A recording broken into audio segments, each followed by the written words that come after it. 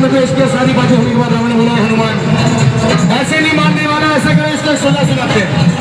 ऐसा करो हनुमान जी की पूंछ में आग लगा दो, तो हनुमान जी की पूंछ में आग लगा दी।